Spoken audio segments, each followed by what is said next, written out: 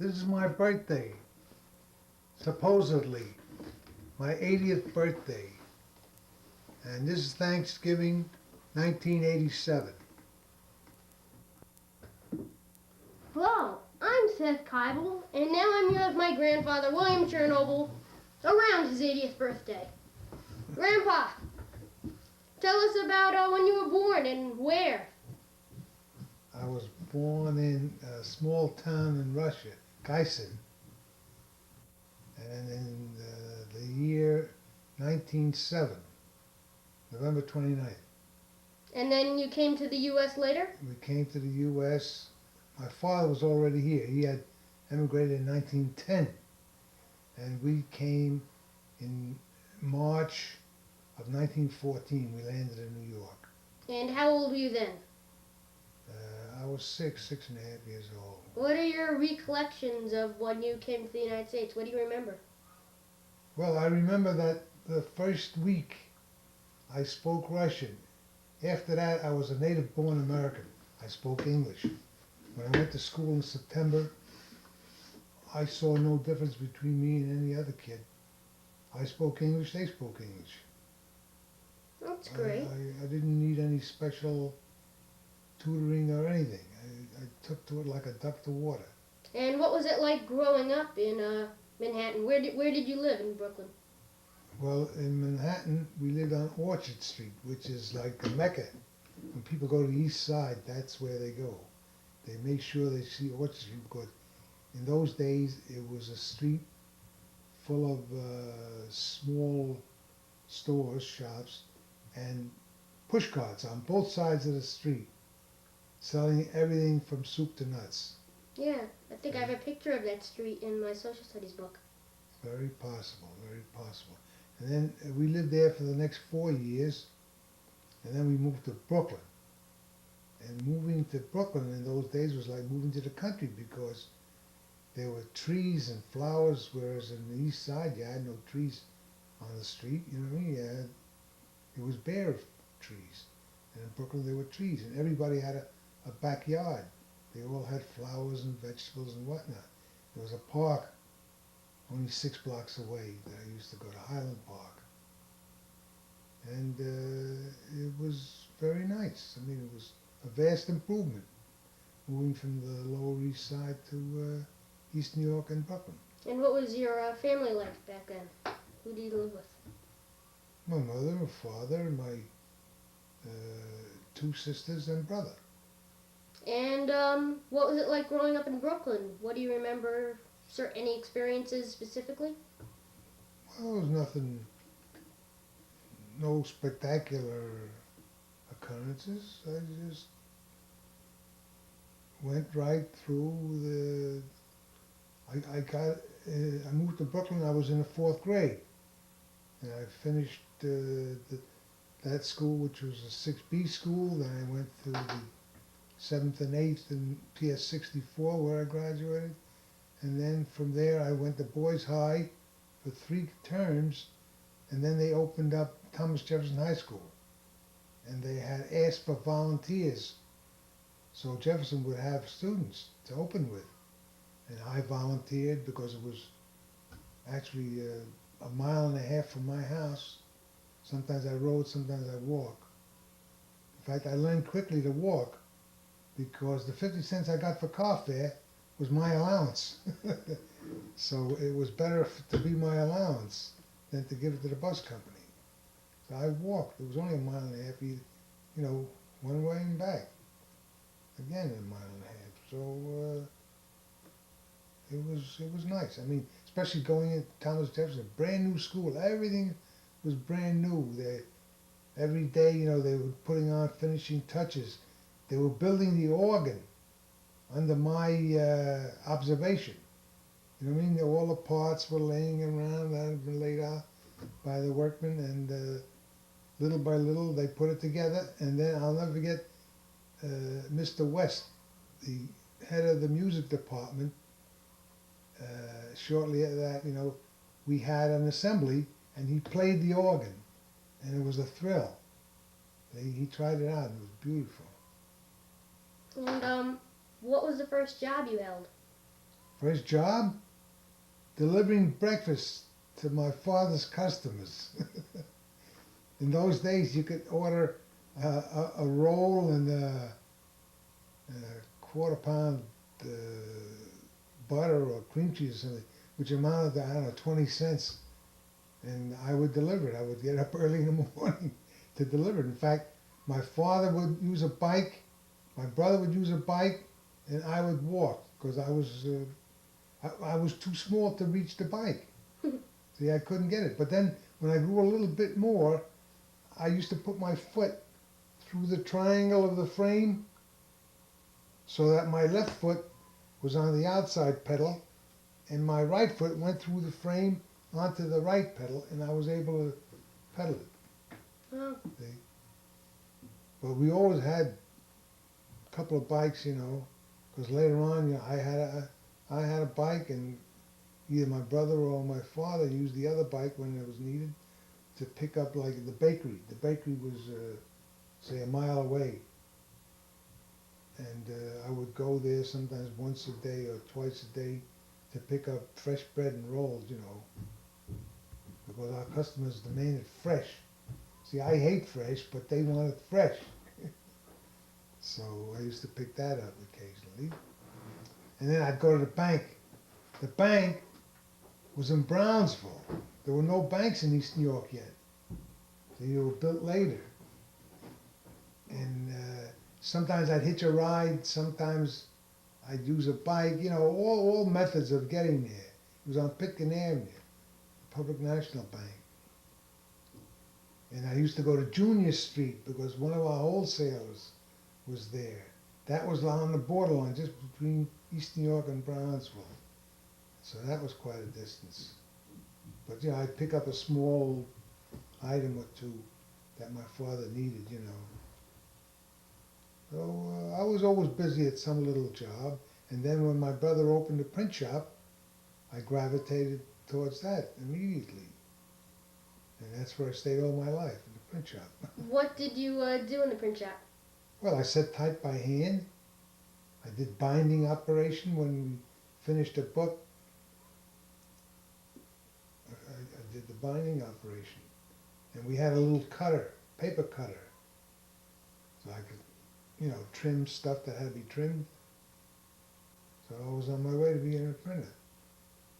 Yeah? Yeah. I'm Gary, one of the 6 proud grandchildren of this man right over here, William Chernoble. Let me ask you a couple of questions, Grandpa. Sure, go right ahead. Now, you're a veteran of World War II. Yeah. And if I remember correctly, you went when my mother was just a little girl. That's right. Can you tell me a little bit about what it was like to leave then? It was a very sad experience, leaving home and 2 beautiful children and a wife, and getting into the new life at Sampson. It was dreary, it was cold, but thank God one thing, it was short. We only stayed in Sampson 5 weeks, and then we went to, after a 2-week leave, we went back to Sampson and then left shortly thereafter to Newport, Rhode Island. Well, no, actually, after Sampson, we went to Philadelphia because our ship was being finished and built there. See? So we stayed there. I came from Sampson to Philadelphia towards the end of March, that's it. And then on May 17th, 1944, we had a commissioning ceremony in the Philadelphia Navy Yard. Having left the Cramp Shipyard in Philadelphia, you know, they sailed the ship a few miles, you know, from Cramp to the Navy Yard. And that's where we commissioned her. And then we left Philadelphia Navy Yard for our shakedown cruise in late June, and we stayed away, I don't know, whether it was a week or 3 weeks or what.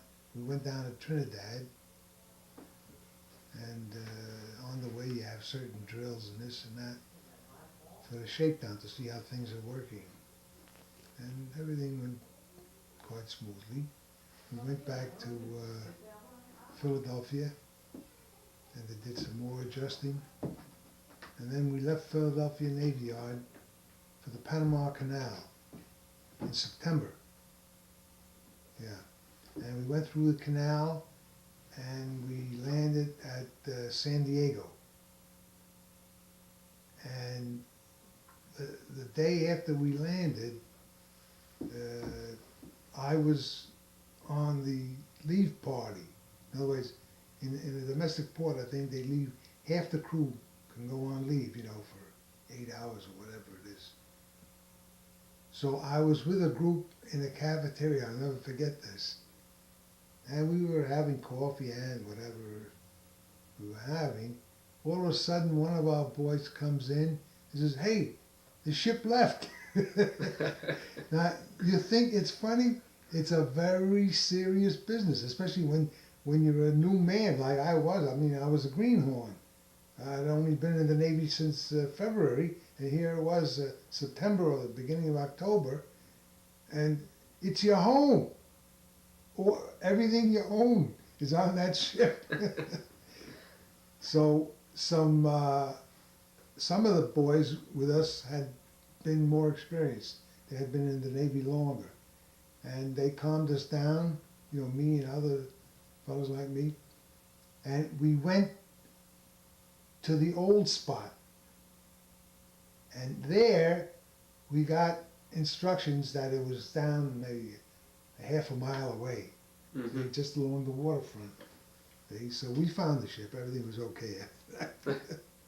And then we stayed in San Diego, I think overnight only. Yeah, just overnight. And we went to Long Beach, which is just outside of LA. See?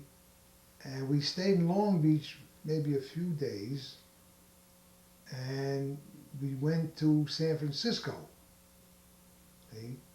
And we stayed in San Francisco, I don't know, a week or so, perhaps, or more, maybe a couple of weeks, because I know I was in San Francisco on leave every other night too, so 2 or 3 times, I don't know, that I was in the city of San Francisco. And then we left, period. We were headed west. For the South Pacific. To the South Pacific, but we stopped at Hawaii. I think we got to Hawaii in November. Yeah, sometime early November. And we stayed there a week, because I had 2 or 3 leaves in Hawaii. You know, just like a day leave. Just to go to town to see what it was like. And then we set out across the Pacific. And we stopped at Eniwetok. Yeah, we stopped at Eniwetok, and who do I see? One of the boys who took his training with me, the Bronzeville boy. He was already a coxswain. So he had made his, 1 stripe. It's like a sergeant, the lowest class of sergeant. And he recognized me, and we said hello to each other. And he was stationed there, that godforsaken, nothing, little dot in the Pacific. See? And from there on, we were cruising with either the 3rd Fleet or the 5th Fleet. In other words, the fleet was actually the same. It was just that the admiral in charge. So with one admiral, it was called the 3rd Fleet. With the other admiral, it was called the 5th. And, they alternated a few weeks at a time with under each one.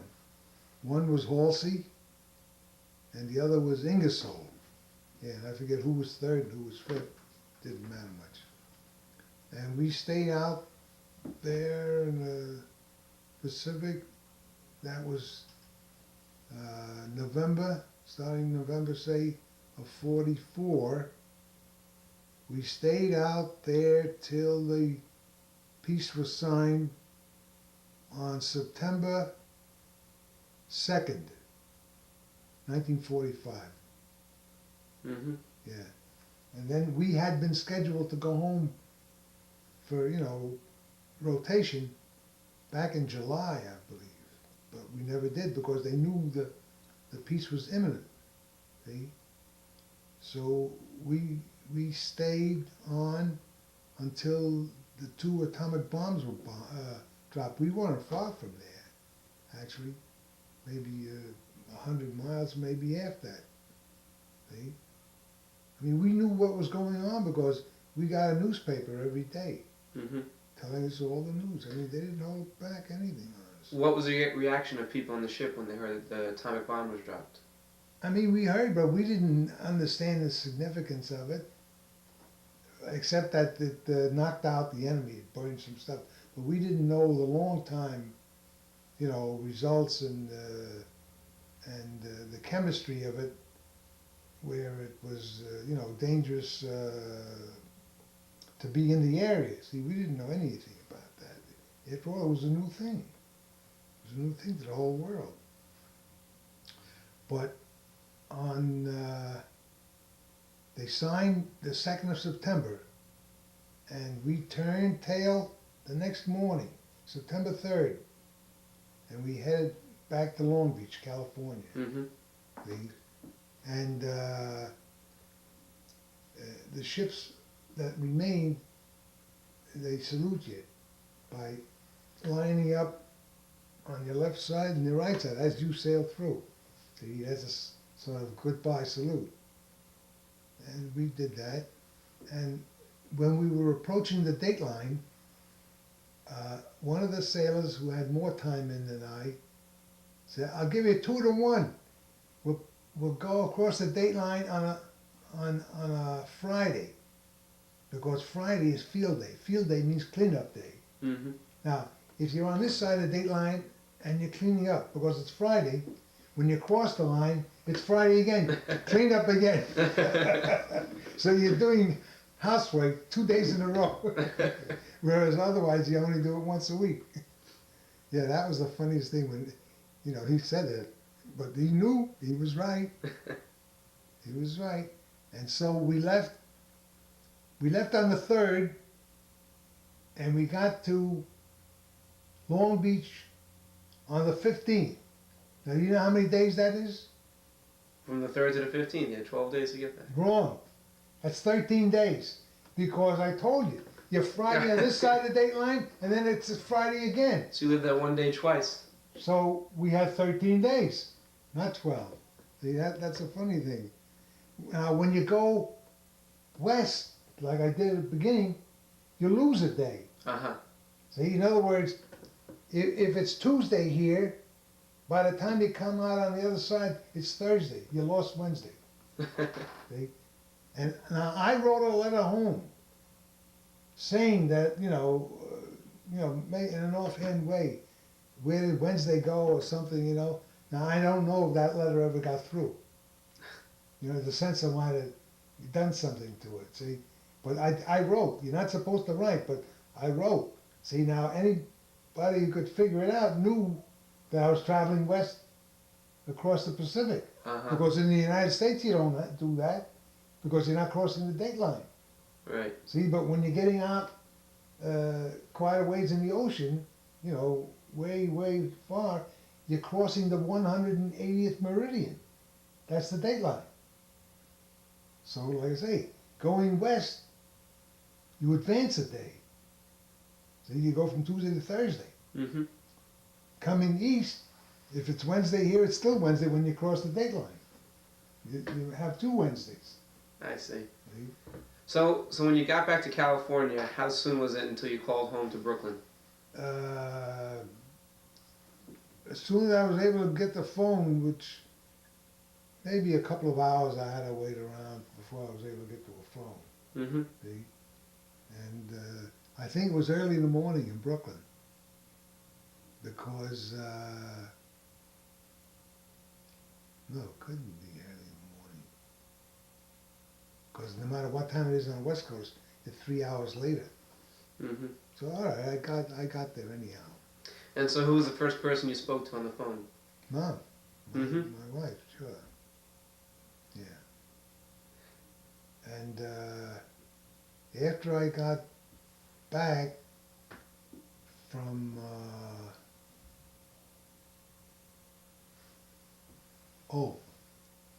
I told them that I wanted to be discharged, separated in California. I told them I had a job. And to prove it, I had spoken to my uncle, Saul, and I saw him, and I went to his office. Mm-hmm. I typed out a letter that I was going to work for him as an insurance man or something. So that's my proof. And I typed out one for my friend. I gave him. So we both got discharged there. So that meant that we got the railroad fare. Mm-hmm. And you use that to buy a ticket. And the idea was you used it to get away from the crowded, let's say, freight condition or something that you would have been shipped back east to then be discharged. Right. So instead, we got discharged on the West Coast, which probably meant 3 or 4 days sooner than if I had gone to the East Coast. See? So that's why we did it. Now, I'll never forget, we chipped in and we bought food, and we, about 4 or 5 of us, I don't know. And, we had whatever, salami or other thing, we ate. So we didn't have to worry about feeding ourselves. It was just a matter of catching a spot for the bed. Now the best spot was the washroom. Mm-hmm. See, which was, let's say, from there to there, and that wide, because that was like an anteroom in the train. See, and guys slept on the floor, 2 or 3 of them. Now I saw one of the guys when we had going aways with the train, get up on the baggage rack. Uh-huh. And I knew that I'd have trouble sleeping just sitting in the seat, I climbed up there and I slept. I slept about 3 hours, which to me was a lot. Because all the time I was in the Navy, you see how I get up early now? Yeah. There I got up even earlier, because I couldn't sleep. Not that I was nervous or anything, I'm not nervous here, you know what I mean? It's my nature, I don't sleep long hours, Mm-hmm. see? So, by climbing up there, I slept about 3 hours. I didn't fall down, I don't know how, because I'm a very restless sleeper, but I didn't fall. And that was the sleep. Mm-hmm. And then when we got back, Mom and I took off a few days. I had my uniform. I didn't put my civilian dress on because I went to New York to get a hotel room. I figured I'd get better, served, more politely and this and that. Uh-huh. So sure enough, I got a room at the Astor. Was it the Astor? Yeah. Where I had honeymoon. Mm-hmm. See, I was able to get a room, and rooms are hard to get. That's why I wore the uniform. See, rooms are hard to get.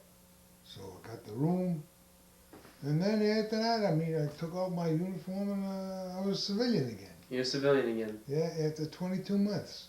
Yep. Yeah. So yeah, Mom told me that when you came home, the entire apartment building was proud of you. Oh yeah. Because I think you were either the only one or one of the few who went to war from the building. They were all married. I was the only one. Yeah, I would Mm-hmm. say I was the only one. And I still have your Navy hat. Yeah. And I'll save that forever. Okay. It's a cherished memento. Well, thank you very much, Grandpa. Okay.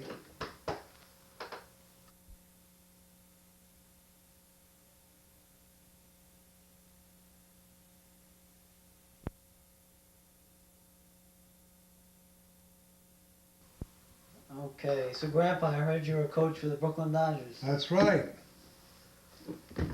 So tell us about the Brooklyn Dodgers. Well, they had a good team, except there was a bonehead out in the outfield. I forget what was his name. a real rockhead. Duke Snyder? No, before Duke Snyder, they had another, Babe Herman. Oh, I've heard of him.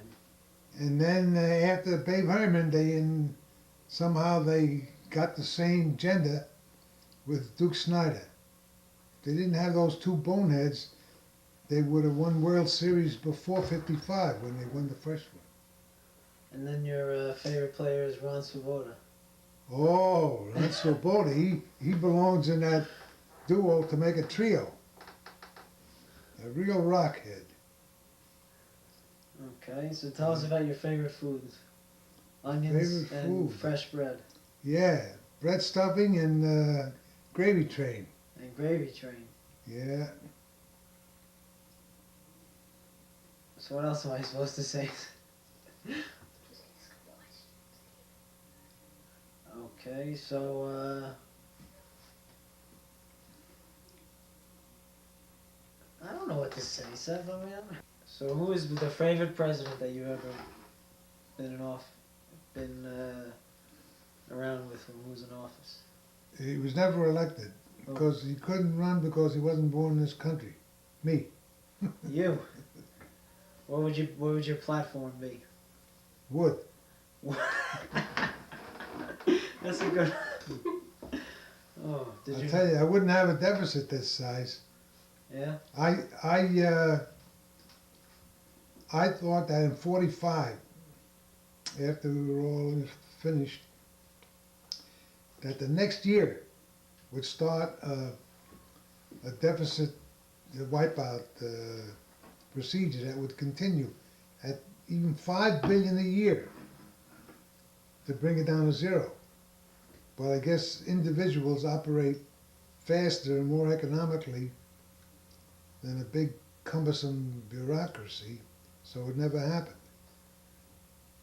But that was always my idea, and I voiced it. Well, did you ever hear of Alf Landon? Yeah. What about, did you ever hear of Frank Gannett? Yeah.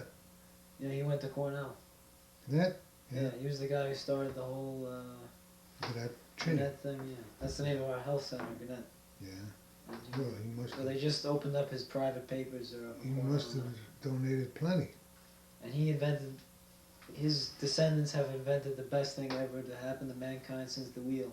USA Today? That's right. How'd you guess? Well, I know that you were going to bring that That's up. my I mean, that's the the favorite thing is in the black. It's making money now. Oh, it's the number one paper in the world. Yeah. Just started a few years ago. Yeah. They gave it, I think, about 5 years to get in the black, and it just about did. Well, they had to have a good sports section, which is they have a dream sports section. It's great. No, well, it got a good It's like a news People section. magazine. Every News, sports, and finance.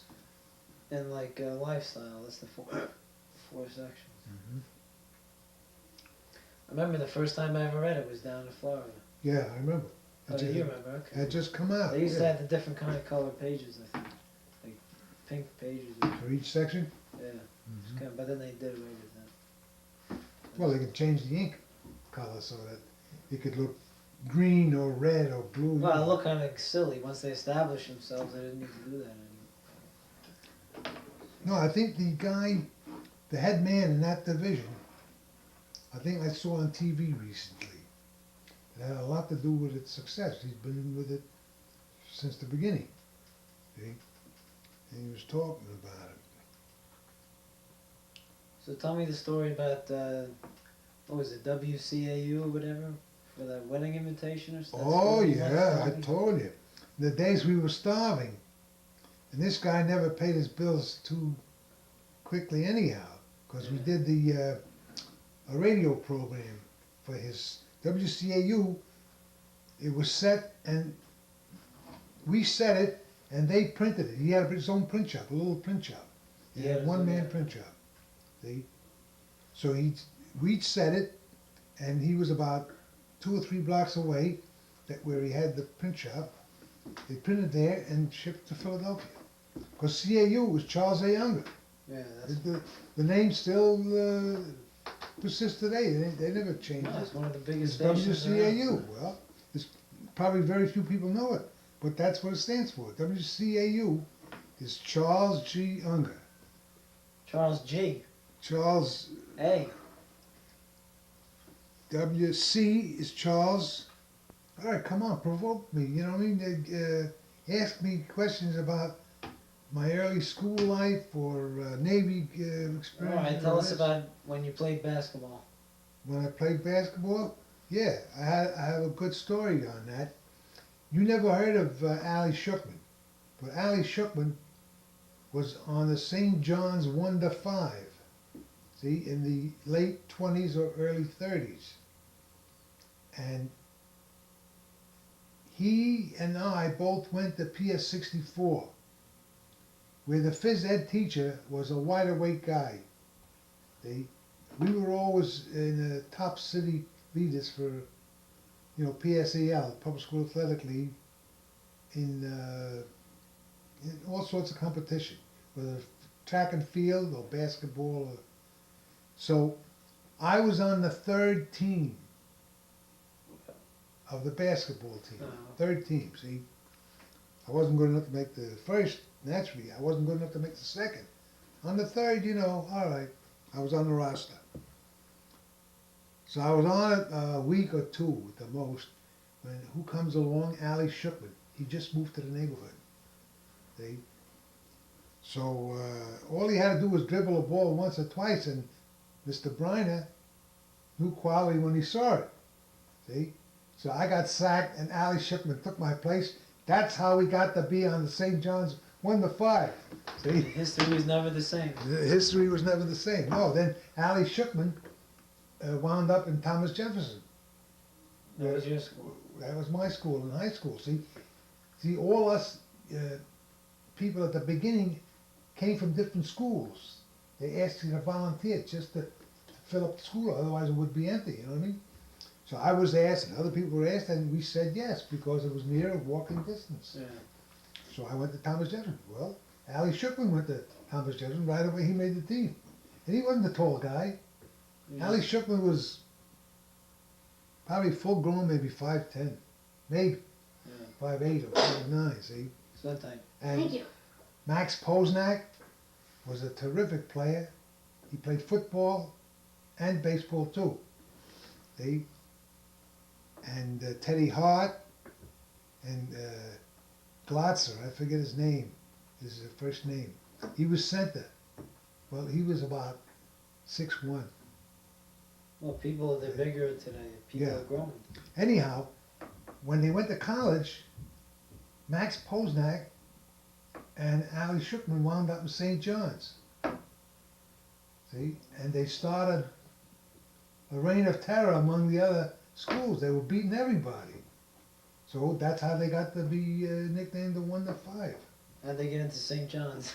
It wasn't getting into Harvard or Princeton or Yale or I mean, Cornell. how'd they, They got there. Maybe the coach it was had solicited them. you know what I Jewish mean? guys on a school like that. Yeah. Well, St. John's, every Jew in Brooklyn was going to St. John's Law School or the commercial accounting stuff, you know what I mean? It was a very popular school at that time. Yeah. I mean, they're still in existence. No, it's They're the not, biggest. Okay. So what other sports were you interested in? every sport. I played every sport. I was a good handball player at Yeah. one time. I didn't Yeah. know they had it back then. I didn't know. Were you a comedian? I didn't know. I was a good handball player, and I took to tennis like a duck to water. And I think after a year in Jefferson, I didn't go out for any sport. I didn't realize I was too naive. Anyhow, I happened to be talking with a guy who I used to beat regularly in Island Park, tennis. And I found out he was on a tennis team. The minute he told me he was on a tennis team, I went out with a tennis team. And I was put one step ahead of him. He was below me in skill.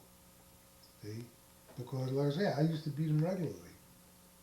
And I knew the guy. And I think about, at the end of the second year, it was probably in 26, we had out of season. No, it wasn't out of season, it was summer. We were playing in Highland Park. Must have been the fall though. The coach had organized a tournament. See? And I won the semifinal, and the captain won the semifinal. So naturally in the final he wiped the floor with me. He was a good player. He's a lefty, taller than me, you know, and he was a good player, so he beat me. But otherwise I won. So I won a set of numerals, but I don't know where the heck they are. But I still have it in one of my boxes, I don't know. See, so I won one letter, which I couldn't find the last time I looked, and one set of numerals, which I couldn't find. So I don't know what the hell happened to them. Well, at least you had. But You did it. I mean, I made the team without trying, because when I found out that the guy I beat regularly, you know, he was on the team, I said I'm good enough, and that's what happened. That's exactly what happened. But here, they used to have, I think every year, some years, where you'd go through the chinning, the high jump, and the 220 yard to qualify for a PSAL pin. So the chinning was my best. I could chin very well. The high jump, I made. I think I had to do 4 feet 6 inches. That's about the best I ever did. And the running, I didn't even have sneakers. I was, you know, real dumb kid, and then not only that, it would require me asking my father for money, you know what I mean? I never did that. I made 50 cents a week by taking the car fare he gave me for school walking, because it was only about a mile and a half away. See? Did he know that? No, he didn't know it. So that made me a big shot when I had 50 cents in my pocket, you know, part of the That was week. good. And then, my brother went to Jefferson for about a year. I mean, he was much older, but they tried to get him back into school, you know, because he was very bright. Anyhow, in the short time he was there, he organized the Ben Franklin Club, which is a printing club, because he modeled it on the one they had in Boys High School, where he started also. See? So after a while, I got a little smarter. I was the printing expert. So I did all their paper buying. So I'd go downtown Manhattan to pick up, say, $10 worth of paper. So I charged them 12 or 14, you know what I mean? So then I was rich. I was making money. I was, you know, jacking up the price for my trouble. See? So that lasted for about a year or two, the most, yeah. So I didn't have a money problem. Otherwise, before that, every 10-cent notebook or 20-cent notebook that I needed, I had to go to my father. See? And that took it took more out of me, I guess, than it took out of him. Because I didn't have an allowance. See, I didn't have an allowance. So that was my financial success towards the end. Yeah. What are you doing?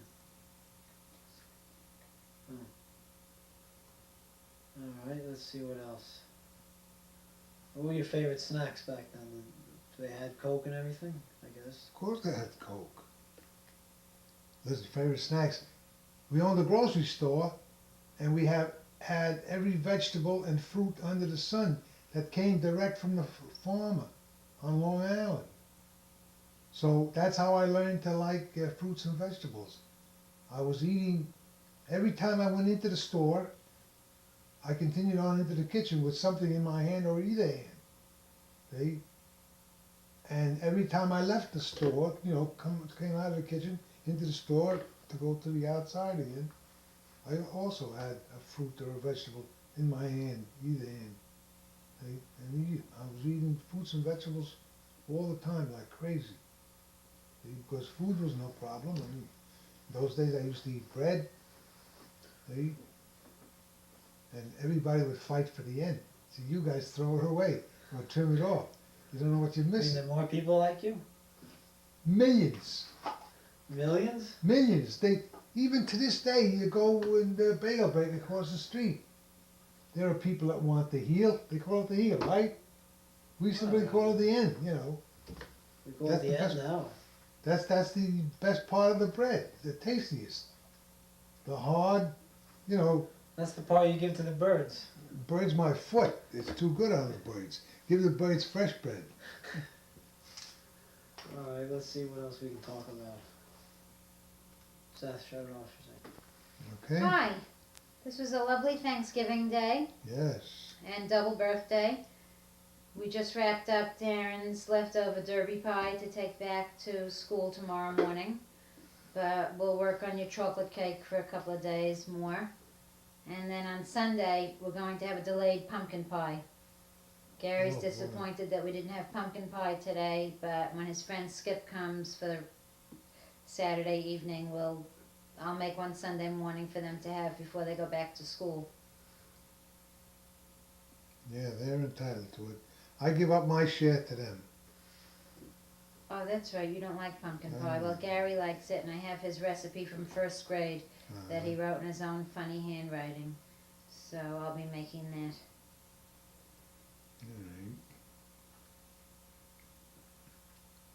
And from family history that I arrived a few weeks early, like Seth did, causing Mom to miss going to a wedding.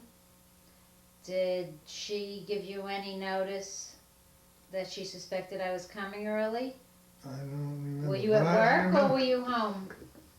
Was I at work? No, I was born during the week. You must have been at work.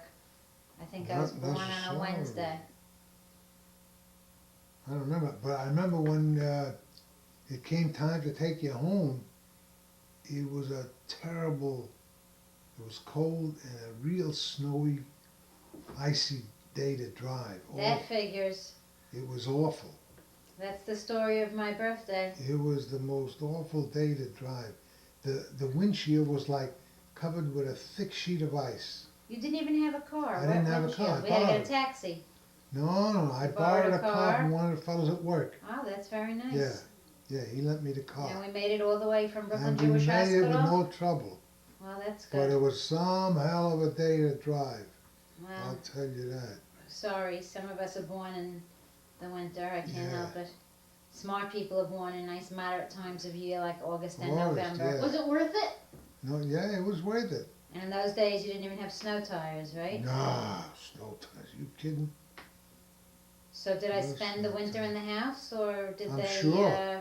believe in fresh air in those days for babies? Not in that time of No? the year. I don't think so. You probably spent a couple extra weeks in the house. Uh-huh. But Yeah. then I got out in the spring and I got plenty of fresh air. Yeah, Mom said she used to walk all the way to Prospect Park. yeah, she did that, and you used to visit the firemen across the street. What fireman? Oh, wait a minute, we weren't living in. No, Snyder Leah was a Avenue. baby near a Leah was firehouse near the firehouse. on Snyder Avenue, right? Let's see. Oh, wait a minute. We were living in Rutland Road when you were Yes. born. Yeah, I forgot. I'm thinking Snyder Avenue. Snyder Avenue, you know. Yeah. We were living in Rutland Road. Yeah, so we were not near the firemen. Yeah, so Prospect Park was nearer. A good long walk, but she Yeah. said she used to walk with Yeah. her friends who also had babies. Yeah, and sure. They kept in shape that way by walking About a to the mile, park. I guess. Oh, it was more than a mile, I would say, at least a mile. So a mile and a half even. I don't know. Uh-huh. They didn't rush. I mean, they had all afternoon. Yeah, till the kids got home from school, the Yeah. older kids. So what was Leah like when I came home from the hospital? Oh, she was pleased. The only thing her aunts gave her so much, you know, trying to Ribbing that I wasn't a boy. yeah, some sort of ribbing that I think she cried. Yeah, they riled her. Well, when Seth came home, Darrin was very relieved. He wanted another brother. Gary was mildly disappointed. He was wanting a sister, but I think I can't quite picture him with a sister anyway, so it probably worked out for the best. Thank you. Yeah. Listen, during one heat spell, we spent the whole night in Prospect Park. With Leah and me? I don't know whether it was Leah alone or whether you were born already, but we spent the whole night in Just Prospect ordinary Park. nice people could stay in the park without worrying that they were Look, going to get and those- killed. You know, that's right. Those days It's you didn't have the unbelievable. problem. That's right. You went on a subway, no matter what the hour. Sure. And you just See? didn't I worry mean, about today it. you wouldn't dare do it. That's right. Today you wouldn't dare do it, but in those days That's incredible. it was normal. What was it like to be in at the beginning with your brother Sam in a fledgling business and see it grow over a long period of time into a major enterprise? Oh well, I'll tell you, we went through the Depression on an unbroken upgrade. So we thought that maybe printing is a foolproof industry or something. But the reason we went on the upgrade only was that it started so small, There wasn't much to lose. there wasn't much to get lower. See? In other words, his first year in business, he might have done $10,000 worth of business. So if he went from the second year from 10,000 to 15,000, It was a big advance. it's terrific, but it's still tiny. See, and this continued from when he moved to Atlantic Avenue, which was 1927, he went right through to 1936. Yeah, 9 years on Atlantic Avenue. It was all uphill, all uphill. And then after that, And Canton then moved to Junior Manhattan, Street. No, then downtown Junior Brooklyn. Street, from 36 to 43, when the Air Force kicked us out of the building. What was the Air Force using it for? For office space for, And that was before you went into the Navy. Yeah. Now, shortly after we were set up in New York, You left, I left. right. See? And when you came back, was the business the same as before you left, or was it booming because of the No, war? it was booming because It was government it work? had grown, some government work, plus the fact that it was still growing. Because it wasn't that big when I left. Right. See? So when did it reach its peak? In the mid-50s? It reached its peak, yeah, probably around then, yeah. And the turn down started when? In the early 60s, when The- technology was Well, changing no. things? What happened, the way I analyze it now, is that Uncle Sam was strong in certain parts, in other parts he was woefully weak. Well, was he too See? old at the time technology was making such a drastic No, change? he adopted the technology. In fact, he was in the forefront of it. He was on a committee of the printers, a national organization, I forget what they called that one. The Franklin Society? Well, that was one of the things, but I forget what the Graphic Arts Technical Development? or Association or something. So he was on that committee and he was very active.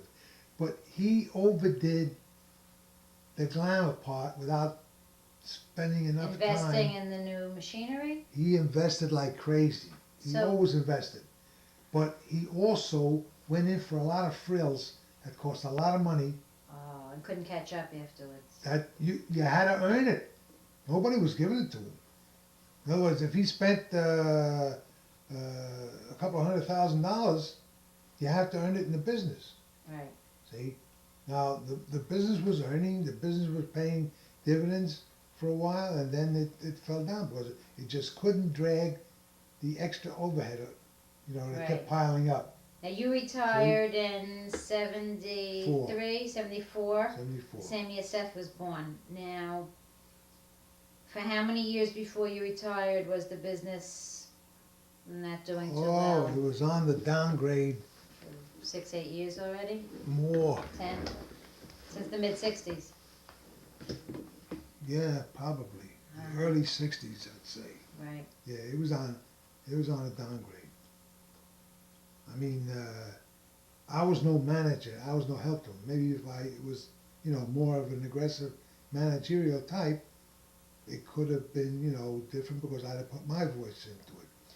But I saw a lot of stuff that I didn't like, but I couldn't say anything. So if he had really foreseen what was going to happen, he would have just gotten out while the getting was good in the Well, early 60s. The big mistake, now I can see it. Then he didn't think it was time to get out, he was too young, and I was against it. I was figuring, what is he going to do? He'd have found He something would have to do. found things to do. He'd have been in real estate and made more money That's in real right, estate. yeah. But he was negotiating with, what did they call it then? Yeah, I guess, first of all, essentially, these guys were funeral directors. But the real estate people that he was associated No, with? not the real estate. The real estate was a taxi driver that he met in the street because he used him. And so He got him into real estate. he got him into real estate, an Italian taxi driver. They made money, see? But where the big money was, he got the idea that he wanted to be on the exchange. The stock exchange. Yeah. Now it could have been the over the counter, small. Right. That part was all right. I got find no fault with that. You mean he wanted to buy a seat? Now wait a minute. You didn't have to buy a seat. A seat is for dealers. See? So he was always merging, and he was taking over the companies until he got to a point where the next logical step, according to him, would be that the company, either Comet Press or the company that said it would take over Comet Press, would be listed over the counter or in the I American, see. Go not public. as big as the Right. New York Stock Exchange, but the other. Right. So he met up with these guys who were funeral directors, see? And they started off as Jewish funeral directors, and they ended up by owning Fairchild. You ever see the Fairchild chain No. in New York? Well, they were big in their end of it, see? And then they kept growing and growing. They, when he came across them, he said they're interested in taking over a print shop. So since they met him, they wanted his print shop, see? And the deal actually was set up. And I was saying, nah. But he didn't ask me. He didn't know that I said no. But when I finally spoke to him after the whole thing was way over, he said, no, he wasn't ready to give up active management.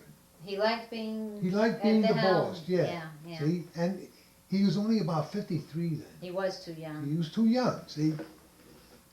But if that deal had ever gone through, he would have ended up between, say, $1.5 million, a little more, a little less. I would have had 200,000 or 300,000, which was a lot of money at those days. Still See? a lot of money. See, but that I'm not worried about. But they eventually owned the movie company. Now, what the hell was that movie A company? movie production company? Yeah. They're still in business today. Well, first of all, they own Kinney Parking. See, they bought Kinney Parking. But now, what's the company? One of our men, his son is a controller there. Really? Yeah. What the hell is the name of the company? I forget what the name of the company. But anyhow, the deal was that, he'd get that much stock and I'd get that much stock. This was for the little bit of stock that I own, see? So, but the deal was not to sell the stock for 5 years. Well, it could be good and it could be bad. Now, that might have swayed him. But as it turned out good. Well, but there was a big downturn in the market in the late 60s. No, they survived that with no Really? trouble. Yeah, they said, I can't think of the name. I can't think of the name. When I think of the name, I'll tell you. Anyway. Anyhow, so the deal never went through. Now that deal would have set him up for life to be a controlling interest or a high place director or something in another big prosperous printing And he would company. have found it very interesting, probably. Or real estate. I mean, he'd have no trouble. Right. Here, for instance, one of the deals he pulled. I don't know if you remember the Printing News. It was a weekly. Yes, sure. Yeah, a weekly paper in the industry. Somehow he was thick as hell with the editor or founder or what. And I didn't know this till years later. And I noticed that he was in the thick of it. The guy was in the shop a couple of times, and you know, they had stories about him and all that in that paper. He owned half of it. Uncle Sam owned half of it? Yeah, he owned half of it. I think for $50,000, which was like buying $1 for 2 cents. It was a gold mine. See? It was like buying, here, I'll sell you $1 for 2 cents. Well, And that's what that buy was. It was a terrific buy. See? So, but I guess they had an agreement. After Sam passed out of the picture, they had to sell it back. I see. See, if he had survived, let's say, he could have been a single owner if the other guy predeceased him. See? I see. Because he was a little older than Sam, I think. Right. And so that was $50,000 that Ethel got. See? And but that deal with Kinney, see, that would have been also a gold mine. Of course. See, that would have been a Kenny gold is mine. still going strong in Manhattan. It's Yeah. like the We number parked one. there the other day. Gee, We parked there the other day. And, That's right. and I can't think of The movie the movie company. Well, company. anyway. I remember going to the printers' picnics every June. Oh, yeah, that that was was a lovely nice, event. Now, what was the yeah. name of the place where they were held? in It was Long out Island at someplace. Lindenhurst. There was some sort Yeah, of big Lindenhurst, yeah. restaurant, Lindenhurst, Long Island. Well, the restaurant, picnic grounds. they served the dinner indoors in That's that right. We had a place. picnic lunch, Yeah. but an indoor dinner indoor dinner. and activities all Plenty day. of activities, It was yeah. lovely. It was a very pleasurable day. Yes, it was Yeah. always. Yeah. For how many years? Well, that was the Was Brooklyn that- Printers thing. And I think eventually the New York Printers joined in. Oh, really? Yeah. I think eventually the New York Printers joined in so that it included a lot more people. Did you But that was a go after beautiful, we were grown up? I mean, did you ever go without Leah and me, or did you stop going when we stopped going? I don't remember now. I really don't remember whether I kept Well, we going. had a very good Yeah, time all yeah, it those was years nice. that we went. Yeah. It was really lovely. What was the name of your printing place? Comet Press. Comic Press. And Howard O. Bullard. And then Howard O. Bullard, yeah. Eventually, at the end, he sold Comet, you know, So it to was the just- Baltimore outfit that had more books and the publication than we had, doing the same business. I see. See, they're in business. They're on the exchange, I think. If you look, Justin, Justin? Uh-huh. Justin. See, so in fact, he got some stock, and I'm sure it split, and they kept paying dividends all the time. Mm-hmm. See, so Ethel kept, you know, getting benefit out of that. Mm-hmm. I mean, it was a good, profitable deal. See, I don't know how much of a portion of the net worth, because Bullard didn't figure in it. Right. That See, was Bullard didn't figure. outside of that deal. Yeah. Yeah, but you see, he bought too much. For instance, all of a sudden, you know, we're going wrong. I'm ordering mats, and mats is a continuous thing, because you're always breaking them. Those were the trays in which you set the type. Yeah, but the mats go through a lot of bang up, especially when you have careless operators. They kill them. They mutilate them. Now, when I started to buy mats, when we first started, they were 9 cents a piece. 9 cents a piece. Let's say a few years before I stopped buying mats, which was maybe 5, 6 years before I retired, the machinist took it over. And he was a clunkhead if I ever saw one. He took over the purchasing. He took over the purchasing, and he didn't know his ass from his elbow. I had stuff running in. In other words, if I got a French paper 4 times a year, which I had, You prepared ahead of I time. prepared it after, you know, learning the ropes. You knew and what was doing it. needed. I ran in, let's say, half a dozen mats, like a Gravee and a QD. You know how many you use? You know what I mean? So I could set it like English. Right, I didn't have to take it by hand right, right, and slow up the operation. So stuff like that I had for everything. For language, for science, you name it, I had You stuff. custom And arranged every it. one in a little box. And I labeled it. Right. So one summer,